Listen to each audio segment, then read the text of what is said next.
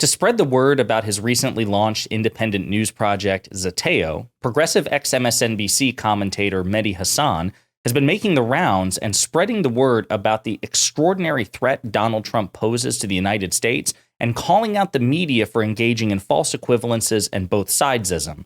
But before we unpack all that, if you end up liking this video and you want to support the channel, please be sure to hit the like, subscribe, and alert bell before you go. I'd greatly appreciate it. All right, friends, I've got several clips to look at in this video. It's of two recent Mehdi Hasan interviews, one with Mediaite and the other one with Democracy Now!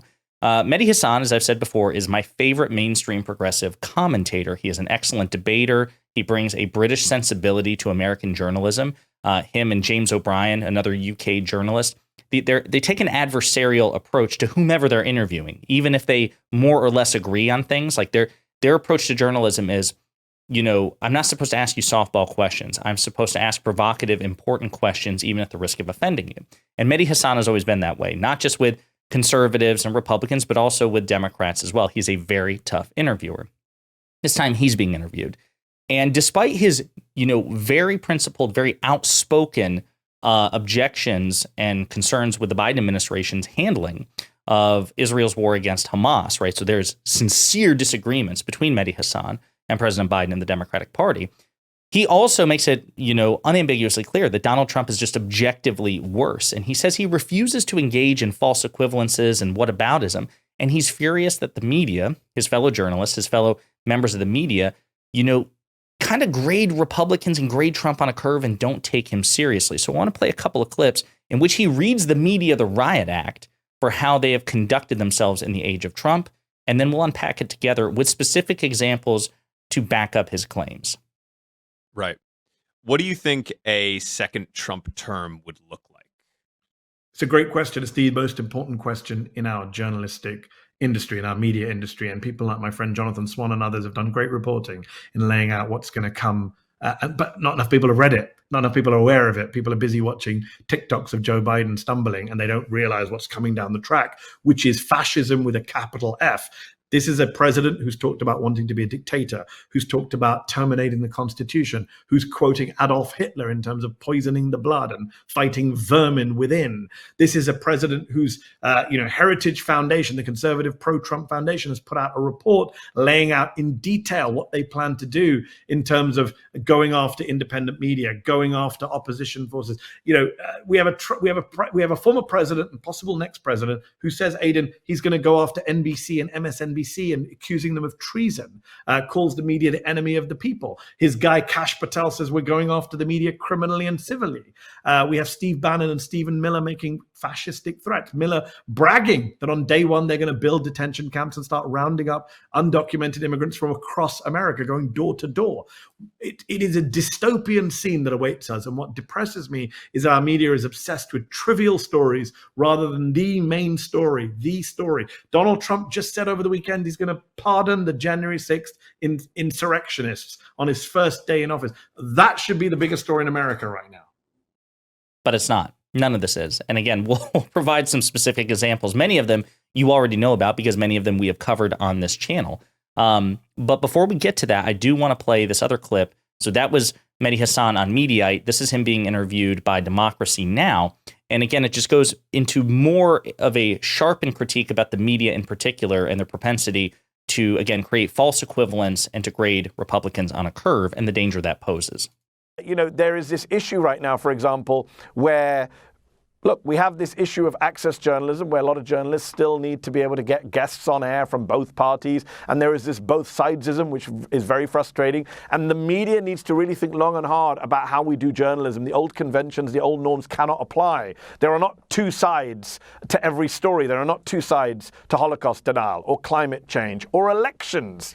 There's not two sides to whether Joe Biden won the last election or not. So we need to be clear-eyed about what's in front of us. And again, 100%, right? We see that election denialism has run rampant within the Republican Party. The majority of Republicans don't think that President Biden was legitimately elected. And as a matter of fact, a couple of clips went viral recently about Donald Trump allegedly trying to overturn the 2020 election.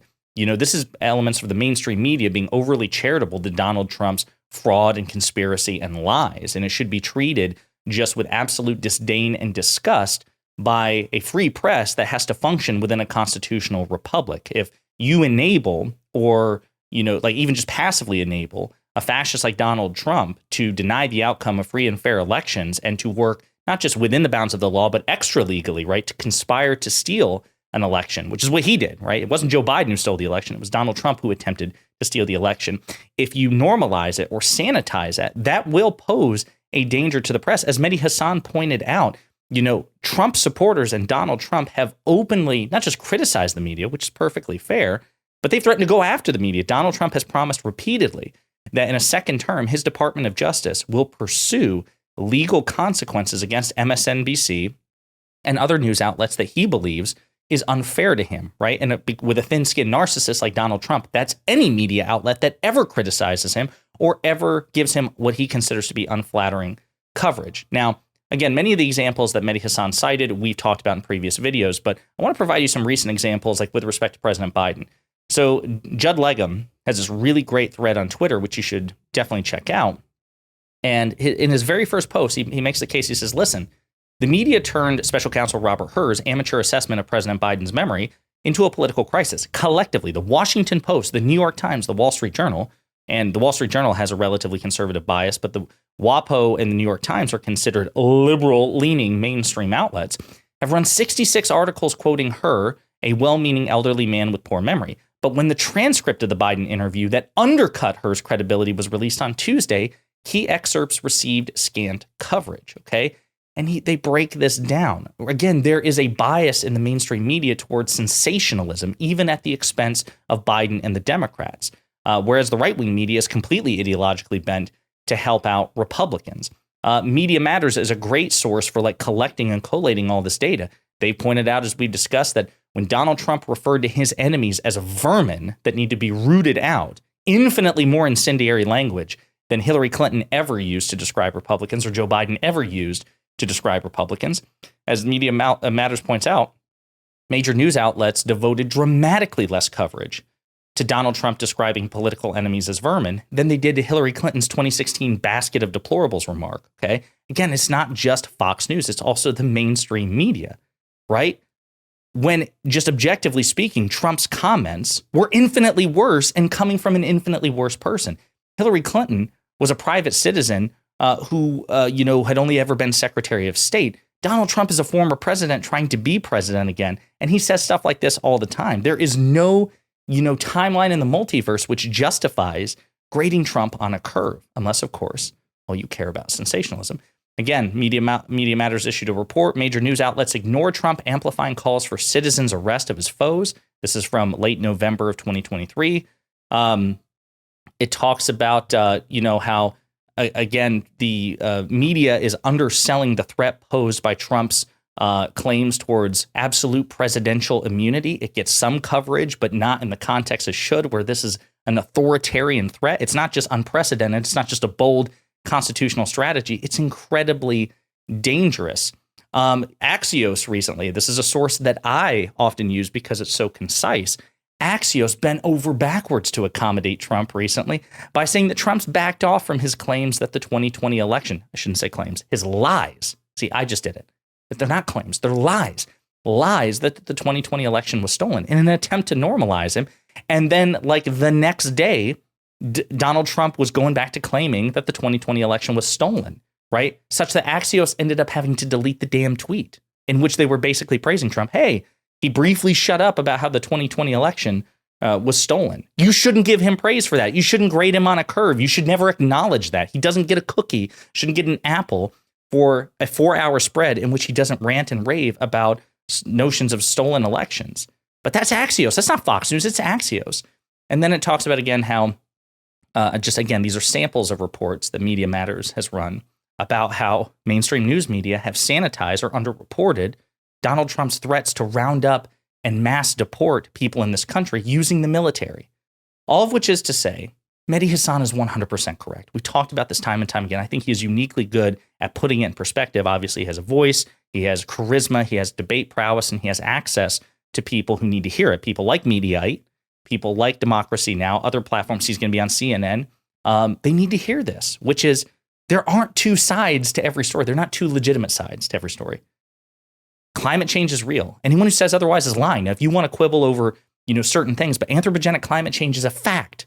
And to pretend that it's not, or to say that it may not be, is disingenuous. The earth is round. Let's get more reductive. Let's get more basic. I've used this example before in conversations I've had with people. It would be irresponsible, and no journalist on earth would do this. And if you ask them why, they'd give you the right answer, which is Jake Tapper, or even I imagine most Fox News hosts, would not moderate a debate or have two panelists on the subject of round earth versus flat earth, because even Fox News journalists, I imagine, would say, well, the earth is round. It's not flat. And we're not going to pretend that it may not be round. Precisely. Now, that's not the case in every situation, but there are many situations in which there is a clear, correct set of facts, and then there are lies. The 2020 election was not stolen. It is a lie, a dangerous lie, particularly authoritarian and dangerous lie to suggest otherwise. Not like a white lie, a silly lie. No, that dress doesn't make you look fat. That's a white lie that you may not want to care about. But the 2020 election was not stolen. And anyone who says otherwise is spreading an enormously dangerous lie. That lie should be ruthlessly fact-checked, and the person spreading that lie should be ruthlessly mocked and disdained in perpetuity until they apologize, until they come back and publicly say, you know what? I was wrong. The 2020 election wasn't stolen. Donald Trump is just simply a loser. Joe Biden is the legitimate winner. And I apologize for spreading that falsehood. But unfortunately, the mainstream media and elements of allegedly left-leaning media, political commentators do this all the time. They take a both sides approach. We got to grade Republicans on a curve. No, Mehdi Hasan is correct. You should never, ever, ever do that. And I'm glad that he's going around calling the media out. And this is despite his enormous objections to President Biden's handling of the situation in Israel, right? So it's not like he's, it's not like he's this unapologetic, uncompromising Biden supporter. He's just saying the facts as he sees them. Let me know what you think in the comments.